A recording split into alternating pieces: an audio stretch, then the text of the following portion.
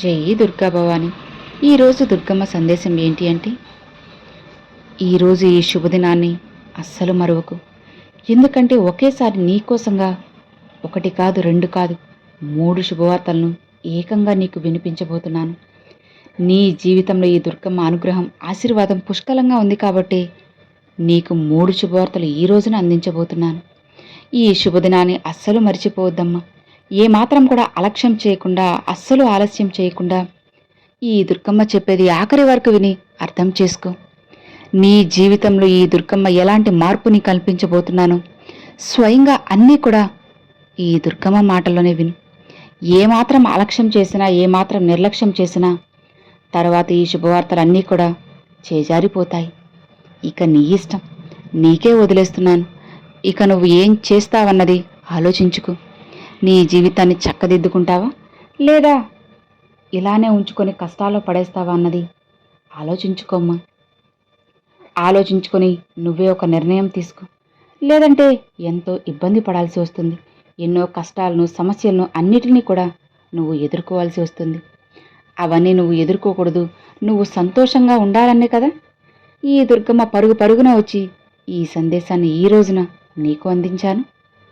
మరి ఇక ఆలస్యం ఎందుకు, అలక్ష్యం ఎందుకు? విని వదిలేయకుండా జాగ్రత్తగా పాటించావంటే జీవితం బ్రహ్మాండంగా ఉంటుంది.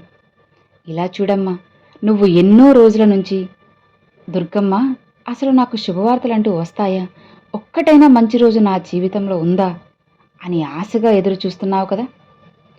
ఎందుకు దుర్గమ్మ నా జీవితం ఇలానే ఉంటుంది, ఇలానే ఉండాలని రూలేమన్నా ఉందా దుర్గమ్మ? నా జీవితం అంతా కష్టాలేనా, ఇక నాకు ఆనందం అనేదే లేదా దుర్గమ్మ? ఎందుకు నా జీవితాన్ని ఇలా పాడు చేస్తున్నారు? ఎందుకు నా జీవితంలో ఇన్ని కష్టాలు, సమస్యలనిచ్చారు? ఎందుకు నా జీవితంలో కేవలం సంతోషం తప్ప కన్నీటిని మిగిల్చారు? ఆనందమే రాదా? ఒకవేళ వచ్చినా చుట్టం చూపుగా అలా వచ్చి ఇలా వెళ్ళిపోతుందా? అసలు ఏంటి దుర్గమ్మ ఇది?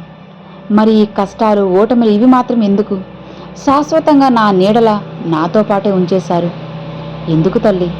ఇక నా జీవితం అంతా ఇంతేనా? అసలు మారదా? మీరు మార్చడం లేదా? నేను కూడా ఈ కష్టాలు పడి పడి పడి వీటికే అలవాటిపోతున్నానమ్మా. అసలు సంతోషం అంటే ఎలా ఉంటుందో కూడా నాకు తెలియకుండా పోతుంది. ఇలానే మరణించేస్తానేమో అన్న భయం కూడా ఉంది తల్లి.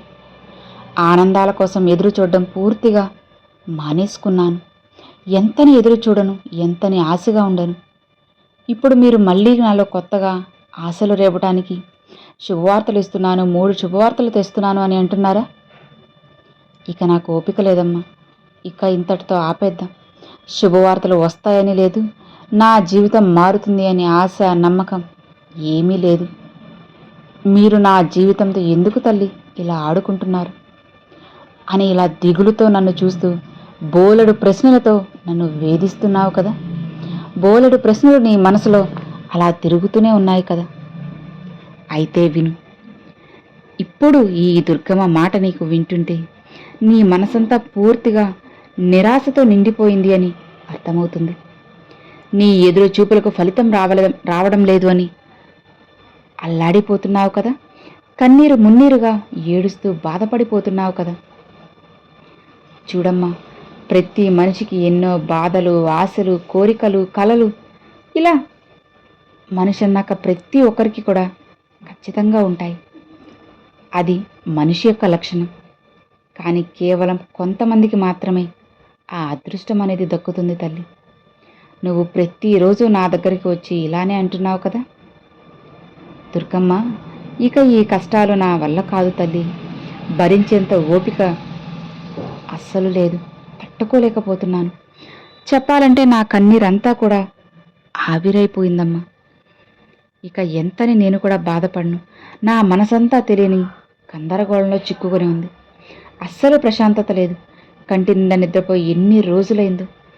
నవ్వుదామనుకున్నా సరే నటించడానికి కూడా నవ్వు రావడం లేదు.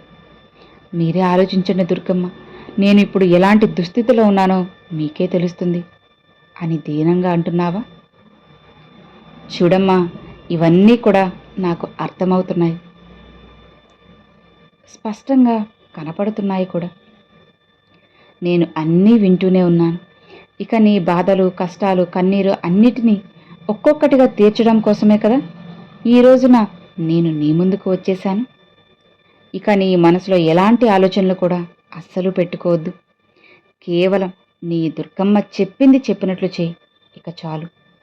ఒక్కసారి కళ్ళు మూసుకో. ఈ దుర్గమ్మ రూపాన్ని తలుచుకో. ప్రశాంతంగా ఉండు.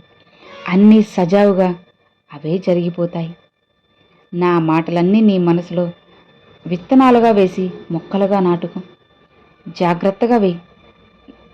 నా ఈ మాటల మొక్కలకు ప్రతిరోజు కూడా సంతోషం, నమ్మకం అనే నీటిని పోస్తూ ఉండు తల్లి. ఇక ఆ తర్వాత ఆ మొక్కలు రోజు రోజుకి కూడా పెరిగి పెరిగి పెద్దదయ్యి ఒక పెద్ద తోటలా మారిపోతుంది. నీ మనసంతా విరిసిన తోటలా సుగంధ పరిమళాలతో ఆనందంగా, సంతోషంగా, స్వచ్ఛంగా ఉంటుంది. అవును బిడ్డ, నువ్వు అనవసరంగా ఆలోచించడం వల్ల ఇక్కడ ఏదీ మారదు కదా. జరగాల్సిందా ఆపలేం. కాబట్టి అనవసరంగా ఎప్పుడూ ఆలోచించకు. ఆ ఆలోచనలన్నిటినీ విసిరి దూరంగా పడేసే. ఇక అప్పుడు మనసులో ఉన్న భారమంతా తొలగిపోతుంది. మనసు కూడా బరువు తగ్గి తేలిక పడుతుంది. ఇక నీ ఆశలు, కోరికలంటావా అన్నీ జరుగుతాయి కదా. నేను చెప్తున్నాను కదా నీకోసంగా 3 శుభవార్తలు తెస్తున్నానని. ఎప్పుడైతే నువ్వు నాపై అపనమ్మకాన్ని తొలగించి నమ్మకాన్ని పెట్టుకుంటావో ఆ క్షణం అన్నీ మారిపోతాయి. ఇప్పుడు నువ్వు ఆనందంగా ఉండగలవు. ఇక నీ మనసులో ఎలాంటి బాధ, భయము, చికాకులు ఇవేవీ లేవు కదా. మనసు చాలా తేలిగ్గా, హాయిగా ఉంది కదా. గుర్తుపెట్టుకో, అతి కొద్ది రోజుల్లోనే నువ్వు వినాలి అనుకుంటున్న 3 గొప్ప మంచి శుభవార్తలు వింటావు. అవి ఏంటో కూడా చెప్పనా? చెప్పండి దుర్గమ్మ అని ఆశగా మొదలైంది కదా. సరే విను. మొదటిది, నువ్వు కోరుకుంటున్న నీ బంధం గురించి. నీ బాధ, కష్టం, నష్టం, సంతోషం ఇవన్నీ కూడా ఆ బంధంతోనే ముడిపడి ఉన్నాయి కదా. నాకు తెలుసు. అందుకే ఇక ఆ బంధంలో మార్పు రావాలనే కదా నువ్వు కోరుకుంటున్నావు. సరే తల్లి, నువ్వు కోరుకున్న నీ బంధంలో అతి కొద్ది రోజులలోనే నువ్వు కోరిన గొప్ప మార్పుని చూడబోతున్నావు. ఇక రెండవది, నువ్వు ఆశగా ఎదురు చూస్తున్న నీ సంతానం. నీ సంతానం నీ కనుపాప లాంటి వాళ్ళు కదా. వారిని నువ్వు ఎంత జాగ్రత్తగా చూసుకుంటున్నావో నాకు తెలుసు, నీకు తెలుసు. వాళ్ళేమో నీ మాట వినకుండా పెడచెవిన పెడుతున్నారు. అలానే వాళ్ళ జీవితంలో మంచి స్థాయిలో ఉండాలని కోరుతున్నావు కదా. సరే, నా మాటలు అస్సలు పొల్లుపోదు. చెప్పింది చెప్పినట్లుగా తూచా తప్పకుండా అలానే జరుగుతుంది. ఇక చివరిగా మూడవది, డబ్బు. ఆ డబ్బు లేకపోతే నీకు ఎక్కడా కూడా విలువ ఉండదమ్మా. ఎక్కడా కూడా పని జరగదు. నువ్వు ఏది కావాలన్నా సరే పొద్దున లేచినప్పటి నుంచి రాత్రి నిద్రించే వరకు డబ్బుతోనే కదా పని. ఒక పాలు కొనాలన్నా, చక్కెర కొనాలన్నా, టీ పొడి కొనాలన్నా, లేదా నువ్వు తినడానికి ఏం చేయాలన్నా సరే డబ్బు ఉండాలి కదా. ఇక ఇప్పుడు నీ ఆర్థిక పరిస్థితి మెరుగుపడుతుంది. ఆకస్మిక ధనలాభం కలుగుతుంది. ఇక సంతోషంగా, ప్రశాంతంగా ఉండే రోజులు వచ్చేశాయి. ఈ దుర్గమ్మ ఎప్పుడూ నీతోనే ఉంటాను కదా. దేనికి కూడా భయపడకు, తడబడకు, తొందరపడకు. కాస్త ఆలోచించి నిదానంగా వెళ్ళు. నీ దారిలో నీతో పాటుగా ఈ దుర్గమ్మని నేను కూడా నడుస్తాను. ప్రశాంతంగా ఉన్నావంటే నీకైన దారిని నీకు చూపించి నా చెయ్యి పట్టుకొని నిన్ను నడిపించేలా చేస్తాను. నీ చేతిని మాత్రం అస్సలు వదిలే ప్రసక్తే లేదమ్మా. నువ్వు నన్ను నమ్మినా నమ్మకపోయినా, కొన్ని కారణాల వల్ల నువ్వు నాపై అపనమ్మకాన్ని పెట్టుకున్నా సరే, ఈ దుర్గమ్మ నిన్ను చెయ్యి అస్సలు విడవను. నిన్ను చెయ్యి పట్టుకొని మరి నడిపిస్తాను.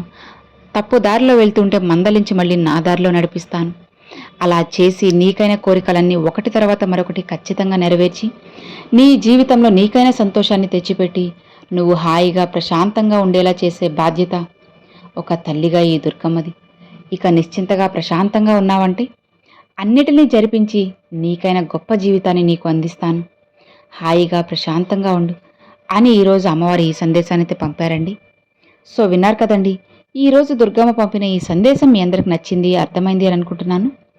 నచ్చితే ఒక చిన్న లైక్ చేయండి. మరికొంతమంది మీ ఫ్రెండ్స్ అండ్ ఫ్యామిలీస్కి షేర్ చేయండి. ఫస్ట్గా మన ఛానల్ చూసేవాళ్ళు సబ్స్క్రైబ్ చేసి సపోర్ట్ చేయండి ఫ్రెండ్స్. Thanks for watching. జై దుర్గా భవాని.